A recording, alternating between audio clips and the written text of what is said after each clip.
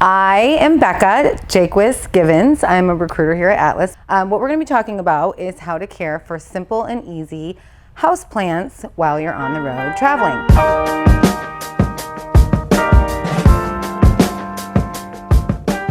Houseplants are awesome. They can bring light and life to any room.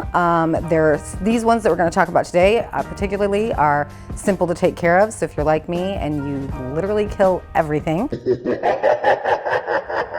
All of these plants that we're going to talk about are something that needs very little sunlight, little to no sunlight. Obviously don't just put them in a dark room and shut the door.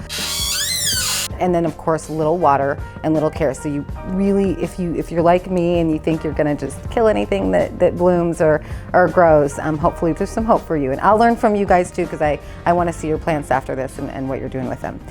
So that first one, the lucky bamboo, this is a really popular plant that we see a lot. You've probably seen bamboo, you're familiar with it. Here, the bamboo that we're gonna be talking about is actually it's not an actual bamboo. It's just something that's very pretty.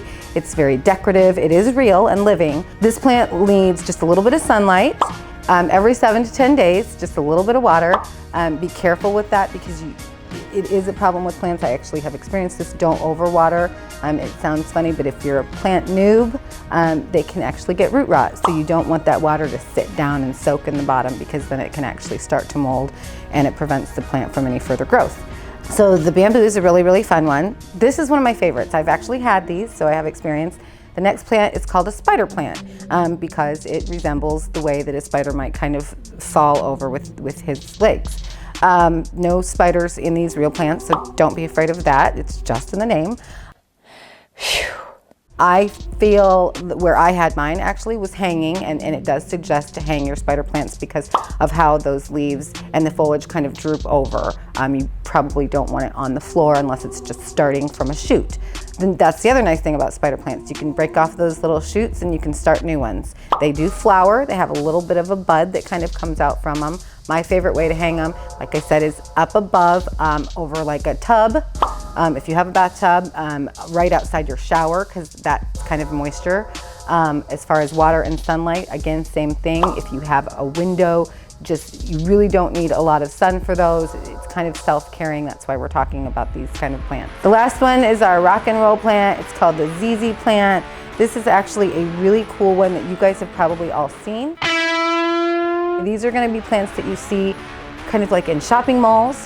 They don't need a lot of care, honestly. Something like that just might need a spray bottle. It's an old Windex bottle or whatever you have around that you spray, and you just kind of just spray that up and kind of get in the roots. Honestly, that's really all it needs. This is one plant, still wouldn't recommend it, but it is one that if you don't want to take care of it at all, you probably can shut the door and leave it in the dark for a little bit. But my favorite thing, especially with this quarantine, and I hope nobody is sick and quarantining, but as far as that goes, I like to send these little succulents. And I know you guys have all seen what they were. They kind of made a big splash not too long ago. I have a few around the house. You can't kill them. I probably have tried. These are like once a month water. So spray it with a spray bottle. Just get your leaves kind of down in those roots, so many roots, and then you're good to go. Really, those succulents are great. If by chance you still fail at all of these plants, you can go artificial. I think I have more faith in you guys than I do in myself. So again, I want to see your stories and your pictures of your plants, but I send this little box out to some of my nurses. It says quarantine sucks, S-U-C-C-S, like succulent. It's got a succulent in it. It's got some caramels, some matches, bath bombs if you preferred those. So those are things I like to send to my nurses just to kind of as a starter kit for plants and growing. And again, I love plants. I would have them all over my house if I was better at taking care of them. So hopefully you guys can be inspirational to me so that I can learn from you and have a greenhouse maybe someday. But I hope you're all doing well. Let me know your stories. I hope this was a helpful tip, and have a great rest of your week.